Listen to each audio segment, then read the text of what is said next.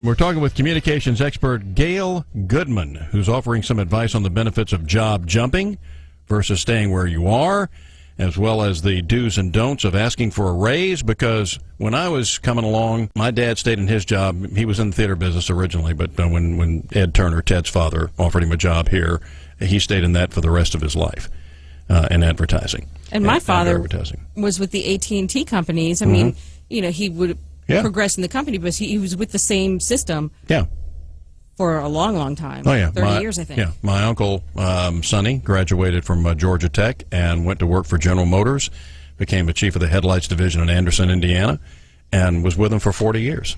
Still alive, still gets a pension. But now something like 4 or 5 years is about the norm for job cycles or something. Gail Goodman, what's changed? I don't think as much has changed as people think it has, because I'm going to tell you why. There was a study done, and if you look at the history of baby boomers' jobs, most of them had over 11 jobs by the time that they were 40. No kidding. Yeah.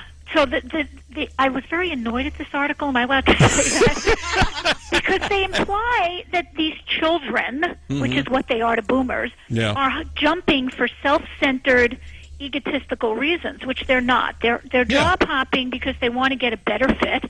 They want meaningful work. They want their skills to be used, and they do need feedback, not praise, but feedback on a regular basis, because they live in a very high feedback internet world. I text you, you text me. If you don't text me within 5 minutes, I think you're dead. That's the way they behave.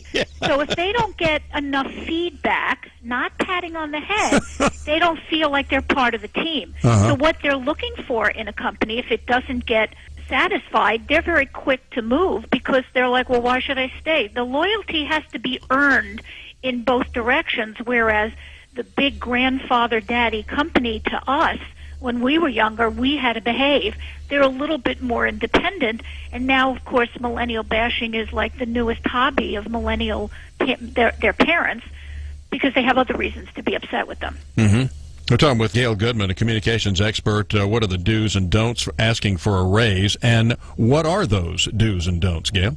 You can't ask for a raise without telling somebody else what your value is. The challenge is if it's not eloquently stated, and this is not an easy thing to do, but if it's not eloquently stated, it sounds too much like, my bills are higher, I need you to give me more money. Which, honestly, it may be true, but the company doesn't care. Now, the interesting thing is that companies are invested in keeping their millennials, because every time somebody comes and leaves within a 2-year period of time, the cost to that corporation, which again was not represented in this article, the cost to the corporation is extremely high. So if you've trained a millennial who you value, there is a reason to give them a raise so they don't job hop, but also to allow them to expand their skills, not just that they don't stay bored, which is what we perceive about them, but that they're gaining a wider skill set that will work for them throughout their working life. And nobody is, these articles are so mean, it's unbelievable. I could do my share of millennial bashing, but they're not just hopping around because they want more money. They want to feel part of a team. I mean, there's myriad reasons that they leave a job, but there's nothing wrong with trying to find your place in the world. Indeed. We're talking with Gail Goodman, communications expert in millennials job hunting. And one of the things that you say, Gail, is that staying at your company longer than 2 years on average probably means you'll earn less than, or at least 50% less over your lifetime, according to Cameron Koenig, I believe, a millennial and CPA who wrote an article on the topic. Yes, because when you job hop, you tend to get a higher raise than you might get at your current company. But the question still remains, when you've job hopped a lot, and now you're in the working business for 8 years and you've had 4 or 5 jobs, the next HR person is going to say, what's going on here? Again, you have to be eloquent about why you did it, and there has to be a reason behind every move. And if it's just money, I mean, yes, people can do that, but eventually that starts looking not so good. Most of the time it's not just for money. Moving to a new job is hard.